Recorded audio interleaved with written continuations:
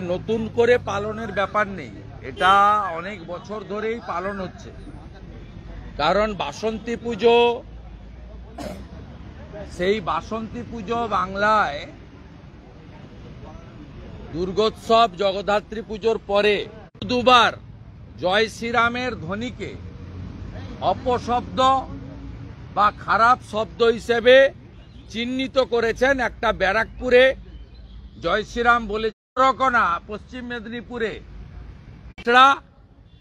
হাওড়া জেলার শিবপুর, উত্তর দিনাজপুর জেলার ডালখোলাতে, এবং গত বছর, ওটা 23-এর কথা বলছি, গত বছর মুর্শিদাবাদের শক্তিপুরে করা মামলাতে এনআইএ তদন্ত হয়েছে। 85 জন এখনো জেলে আছে। মুখ্যমন্ত্রী সুপ্রিম কোর্টে 25 লাখি লয়ারদেরকে দাঁড় করিয়েছিলেন যাতে এনআইএ আটকানো যায়। সুপ্রিম কোর্টও রাজ্য সরকারের পিটিশন সেট অ্যাসাইড করেছেন। স্বাভাবিকভাবে উস্কানিটা আসে রাজ্যের শাসক দল, পুলিশ এবং রাজ্যের প্রশাসনিক কর্তৃ মুখ্যমন্ত্রীর দিক থেকে।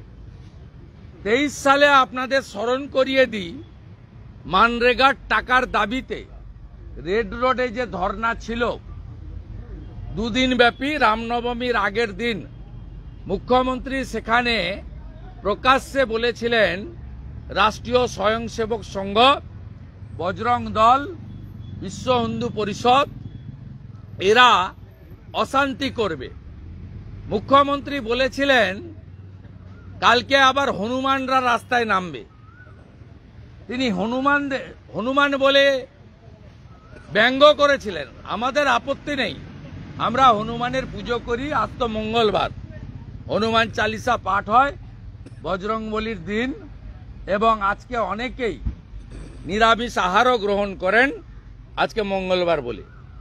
আমাদের আপত্তি নেই, কিন্তু তিনি ব্যঙ্গ করেছিলেন হিন্দুদের।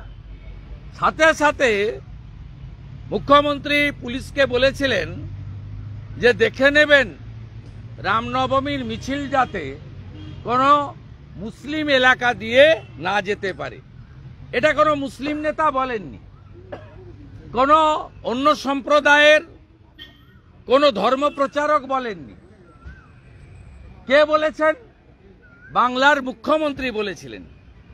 তাই এবারেও আমরা আশঙ্কা করছি বাংলাদেশের পরে যেভাবে জিহাদিরা উৎসাহিত হয়ে ফালাকাটা থেকে শ্যামপুর পর্যন্ত দুর্গাপূজায় হামলা করেছে, কলকাতার রাজাবাজারে কালী পুজোয় হামলা করেছে, বজবজের নোদাখালীতে লক্ষ্মী পুজোয় হামলা করেছে, কার্তিক পুজোতে বীরভূম জেলার সাঁইথিয়াতে যে কাণ্ড আজও চালাচ্ছে পুলিশ প্রশাসন, সাঁইথিয়া কীর্ণাহারে যে ঘটনা ঘটেছে, তমলুক নন্দকুমার সহ বিচ্ছিন্নভাবে গোটা রাজ্যে যে ঘটনা ঘটেছে, একই ঘটনা রামনবমীতে পুলিশ এবং মুখ্যমন্ত্রী ঘটাতে পারেন। আমরা ইতিমধ্যে একটি পুলিশের প্রফর্মা পেয়েছি। কিভাবে উস্কানি দিচ্ছে দেখুন। আমরা সব জায়গায় বলে দিচ্ছি এই প্রফর্মা কেউ ফিল আপ করবেন না।